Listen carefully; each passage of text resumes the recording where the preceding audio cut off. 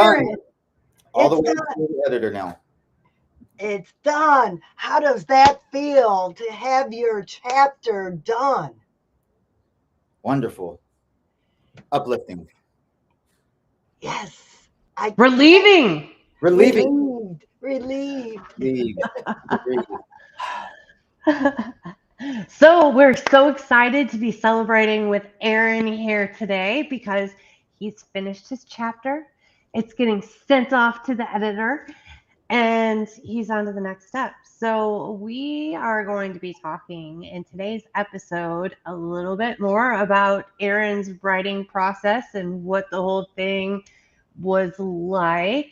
And I love what we were talking about just moments ago, Aaron, about finishing the chapter because I feel like I'm a little stuck in the same feeling right now Of about procrastination. you might have nailed the exact word that I was thinking of, Francine.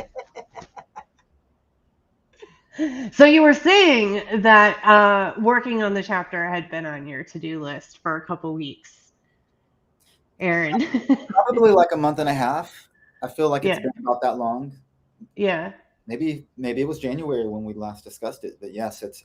I've been trying to get myself to do it uh, every day, not consciously every day, but every week it's been on my list, and I've been avoiding it. Okay, let's dig down into this. Why have you been avoiding it? For all the people who tell me, because I do classes on writing your memoir and writing your book and writing your chapters. And so many people procrastinate. So you can help motivate these people. What was making you have it on your list but not getting to it? And then what finally made you do it? Well, being a billionaire and having like 20 projects that I'm working on at all times for 25 hours a day is the first reason. Second reason is very psychological. Everyday things that I might be experiencing, putting me into a mental space. And then the subject matter of what I'm writing about is something I might want to be avoiding while I'm dealing with these other things, lest I fall into the trap of the slippery hole down and back into the darkness. Oh, I totally get that. And I think you tap into the core of my avoider on working on my chapter as well, because it's not just like the everyday writing that I do. I do a lot of writing, a lot, a lot of writing. And this chapter is more challenging because I'm also working through personal trauma and beliefs about certain things. And none of that is fun. But I realized that unless I face these things, they keep popping up in my life in places that I don't want them to. It's just like whack-a-mole, where like all of a sudden it's like, why are you popping up right now? This is not a good time for you to be here. Oh, I was just going to be successful at this, and then this shows up. It's kind of like one of those things. So I get it where you're coming from Well, about that feeling. and I even hear that from one of the people in my senior citizens class was avoiding a whole period in her life because she didn't know how to portray her mother because she didn't have the closest relationship with her mother. And I said, then if you're leaving this as a legacy to your kids, then by all means, write exactly how you feel. And when she did, she said, oh, that feels so much better because the more I wrote, the more I realized my mom wasn't that bad after all. Oh, wow. Yeah, and I think like just tapping into emotions and feelings is difficult for a lot of people. I was talking to my mentor earlier this week, and we were talking about a certain situation, and he says, "Well, how does that make you feel?" And everything that I was replying to that really wasn't an emotion. It was just like another situation that people would classify as bad or hard or difficult. And I'm like, I don't know. I don't, it's like a big ball of all these emotions. So I can't even name one. So, how do I even communicate this story? And so, what I ended up doing is remembering about this chart I saw. And it was about like all the different emotions that you feel. And it was like in a wheel, and it starts from like the inside and then goes out. I can't exactly think what it's called right now, but Francine, when you're talking later, I'll go find a picture of it. But I took that out as I was trying to write down some of the feelings that I had around my chapter to communicate it better. Oh, having a list there just made it so much easier, and it lifted this weight of, oh, this is going to be so hard to write this chapter, to try and communicate all these confusing emotions. And that was really one of the huge reasons why I was avoiding going back to my chapter to write, was I was having a really hard time expressing all the complicated emotions that I felt in that moment, and it needed to be expressed in the story. So, Aaron, how do you feel like you did as you were writing your chapter? How was your experience with getting all of that down into words? It was pretty easy. Yeah? I tell my story a lot. That helps. And I have a lot of experience writing stories from 6 years of having really nothing else to do with my life other than write and dream. So, like I said, I tell the story a lot. Every time I bring a new artist into the studio, I tell them a form of a story that involves everything that I wrote about in some way.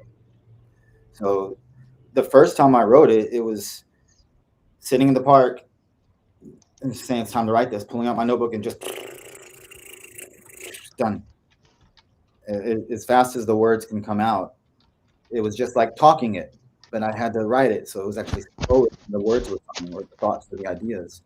And as far as the suggestions and edits and we'll call it a rewrite, that was easy too, because well, first I got charged with finishing some other projects and succeeding at a few things, so I was on a high.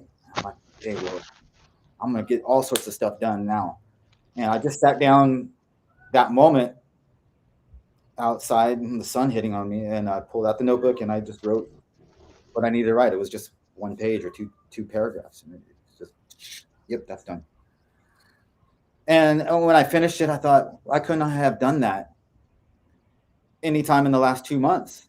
And of course, the answer is because I didn't want to open up that thought box in the vibration that I was in, which was already a low vibration. And in that vibration, when I opened up that thought box on this subject matter, it really can drag me down. So that's the main reason. But once I was out and above it in such a high vibing place, then it was like, oh yeah, I just got to write this chapter real quick. So you were actually using Heidi's emotional scale without realizing it. You waited till you were at a higher emotional level before you wanted to dig into those emotions. Well, I can't take credit for it because it's not like I was consciously waiting for it. I just my level happened to rise above into the place where it's like, okay, this Aaron person is ready to do this now. He's capable of it, and then it's like, whoever is controlling me with the strings that are attached to me had me do it for sure. But see, that's a fantastic point. Is sometimes your body is telling you that you're not ready yet. And then when you become ready, and it's not up here that becomes ready, it's in here that becomes ready. And then all of a sudden your body says, ooh, you can do this now. Yeah, When I, I totally feel that. It's like we have a battery charge within us. So when you're able to, here's a great example. The tale of two mornings. The morning that you wake up and everything is chill. And Aaron, I know you have cats, so you roll over and you give your cat a hug and starts purring, and you're like, oh, this is so nice. And then it's like a nice leisurely morning where you get your coffee and it's quiet and there's no like news or loud shouting people around you, and it's just calm. The other morning. You wake up right away, you check your phone, you're scrolling on social media, you see that somebody's friend died. Oh, you're really sad about that for a minute. You turn on the news, you're like, oh my gosh, like the world might be coming to an end. Oh, I'm late for work now, and off you go. One version is going to have you drained before you even get out the door. And the other version of the morning is going to charge up that inner battery. And if you can start to recognize these kind of patterns in yourself, you start to get a little bit more control of your creativity. And one thing I heard you say, Aaron, is you were in like mentally, you were in a good space. Your battery was charged up, but you were also like outside, in the environment that you put yourself in also helped awaken that creativity that was like, now it's time to tell the story. yeah, yeah. Yeah. So, and sometimes it's not ideal. I would procrastinate a bunch because the environment wasn't perfect for me to sit down and write a song or whatever it was that I'm working on.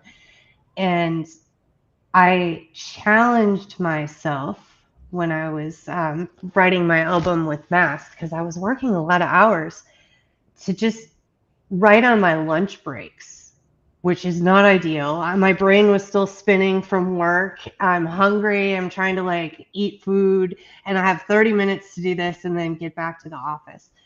Well, luckily there was a park really close to work. And so I would go there to try and get that peaceful, tranquil, this is where I can tap into some creative energy and write space. And it wasn't ideal. It wasn't great, but thanks to the park, I got it done. Well, and I did something similar, but I went and I did a walking meditation through the park, got to the river, did a little yoga, went back to work, finished my workday with a clear head. And then on my way home from work, the creativity wheel started flowing. So when I got home, I was able to write more. So everybody, it's not the same for everybody. Everybody has to find what works for them.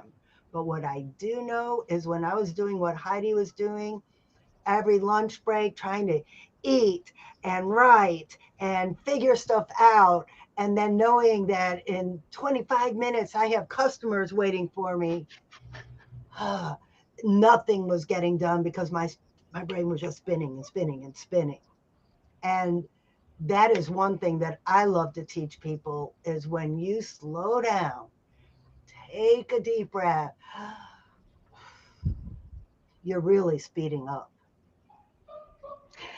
And it's very true, even though our brains keep telling us, or we've been taught maybe, you gotta work hard, hustle, hustle, hustle. You have time to lean, you have time to clean. And so it's always going, going, going. And that becomes part of the problem for procrastination and avoidance as well.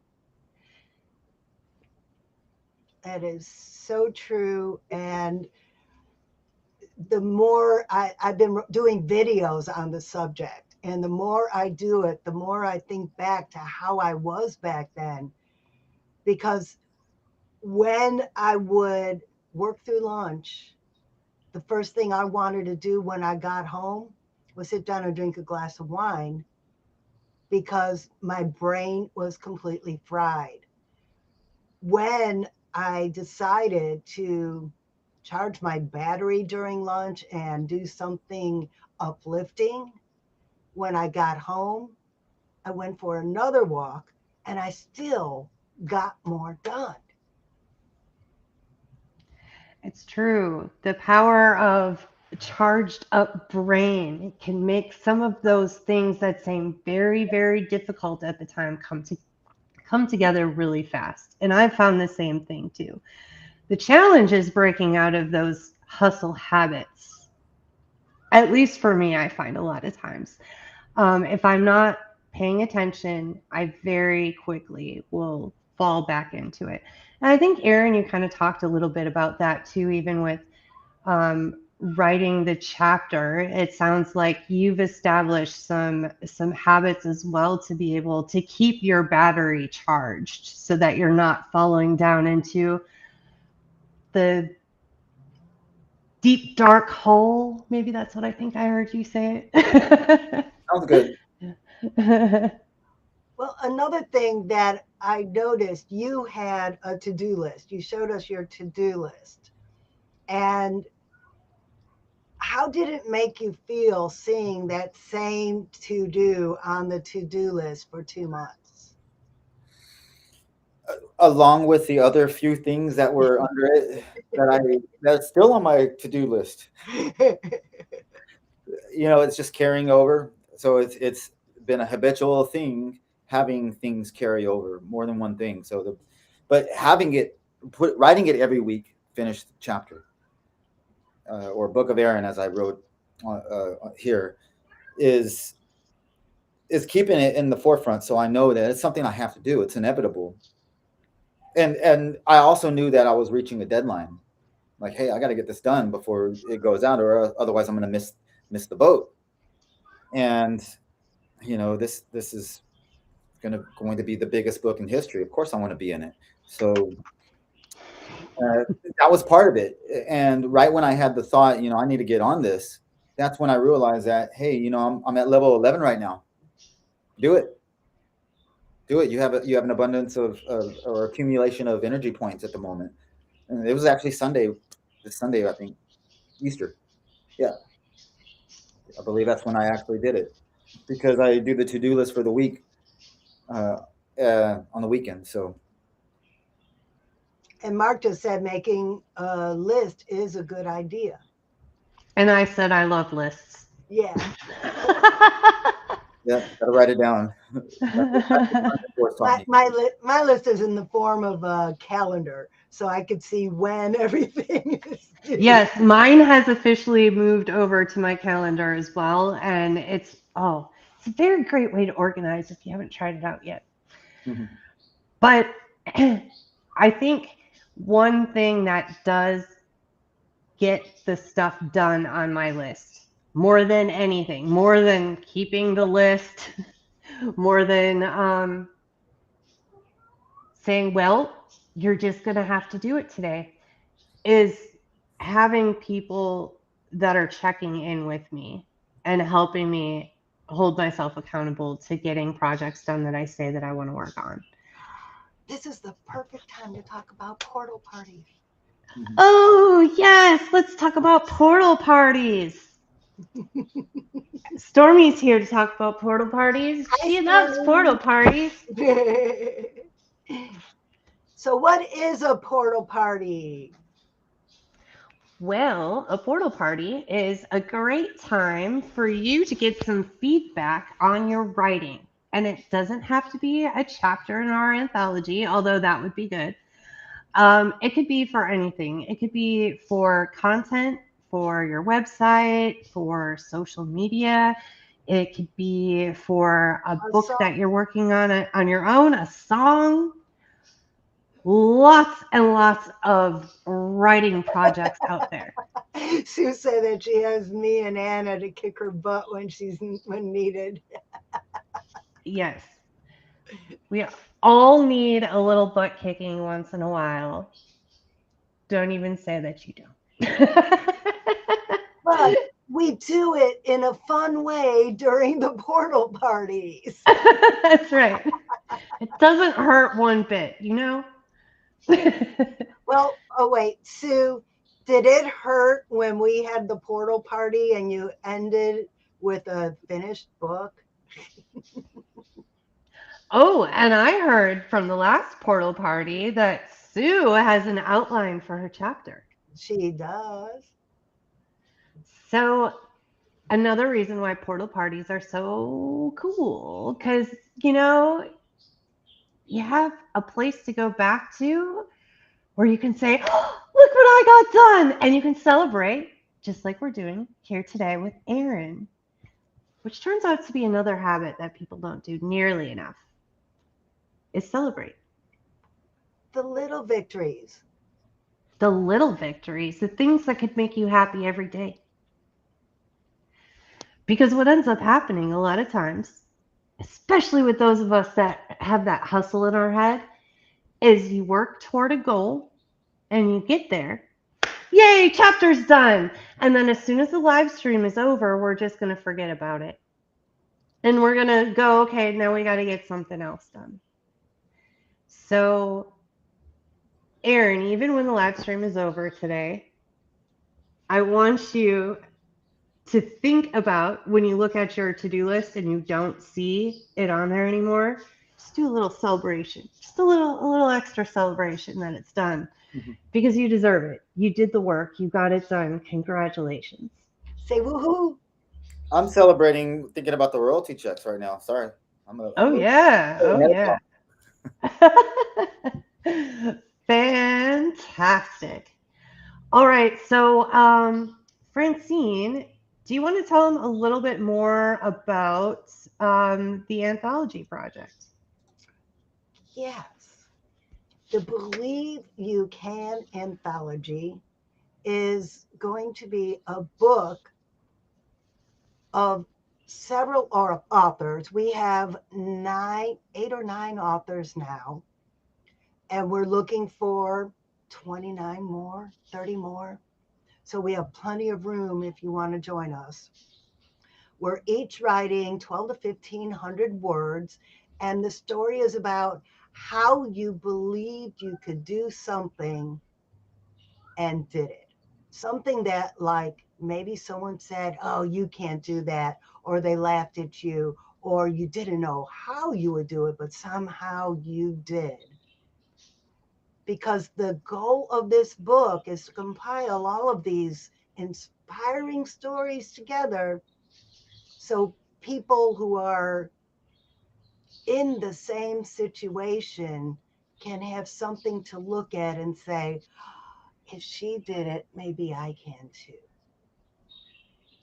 Did I did that explain what's in our hearts? I think so. And, if you have been thinking about writing a book, but you're getting stuck either on what do I write about or oh my goodness, what comes next? How do I get it published? How am I going to market it? How am I going to do any of this? You don't have to worry.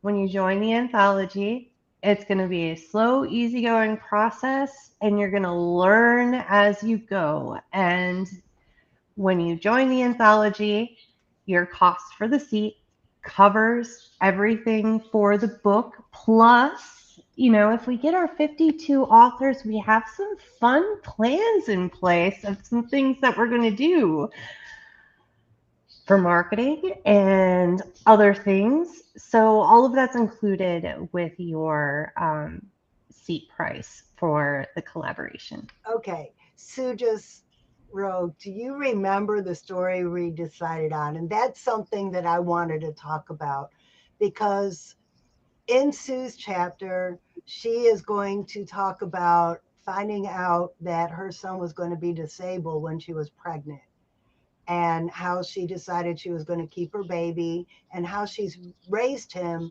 as a single mother. And the beauty of writing that story is there are so many families in that situation now, and she could be an inspiration to them to know that it is possible to do it and have a happy and healthy young man like Ben, Sue's son. But the beauty of this is, along with her writing this chapter to inspire other people, she is also putting the spotlight on the business that she and Ben are creating. They're writing this children's book series together. She told me during the portal party that they're going to revive their sock business, the tie dye sock business. And I can't wait to see how that works. Down syndrome was not a problem, but the boy was. She was more scared of having a boy than the Down syndrome. And I think that's a beautiful part of her story. But she is doing this to give Ben a job, to give Ben something to look forward to give Ben some added income. So we could shine the spotlight on this little mother son business they're starting. And I just think that's the beautiful part of it. Do you have something in your life that joining a community like this could shine a light on? Hello, David. Hello again. Hey, David. Yeah, I am. Every time we get a new author, I'm just so excited to hear how their story comes out. And it's just really moving stories, and it's something that I wasn't expecting. Okay, here's the next thing. We only have 3 minutes left. So now, please explain I just drew a blank, the word, the program where people bring authors in that they get a little kickback. Oh, the affiliate program. Thank you. Yes, the affiliate program. So you could be an affiliate for the Believe anthology. There's two ways to go about it. You can join the anthology and you automatically become an affiliate. So if you tell your friends to join you, because it's always more fun to work on projects with friends, and plus, we never hang out enough. So, bring some friends in. And when you do, you get 15% for helping us reach our goal of 52 authors, because it's just me and Francine. And, we're trying to spread the word as much as we can, but we need your help, which is why we have this affiliate program going on. And if you are looking at the cost of the affiliate program, you're like, oh, it's like a bit much for me, it's a great opportunity for you to find some of your friends, team up together, and say, hey, let's all write some chapters. And then you're going to have some discounts going toward your anthology seat and make it a little bit more affordable for you. So if you have more questions about that, a really great time to ask them is next week, immediately after the live stream. We have a Q&A session that happens the second Tuesday at like 5:05 or 5:03, depending on how quickly we get off the live stream and jump over to the Zoom room. So next week we have the Q&A, and I'm just going to quick put it in the link so that if you want to get that on your calendar,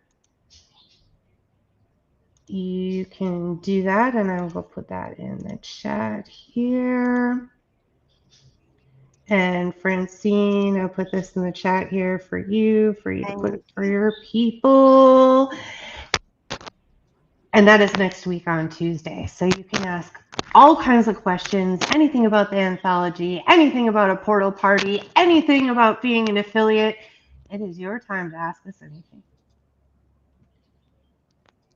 And if there are no questions, well, maybe we could just turn it into a portal party. You just never know. You just never And know. if you want a portal party, how could they sign up and see our calendar for that? They just need to go to our website, which I can put this back over here so it scrolls along the bottom. You can also scan that QR code. That'll take you to the same spot. When you scroll about halfway down the page, there's a sign up so that you can access our calendar.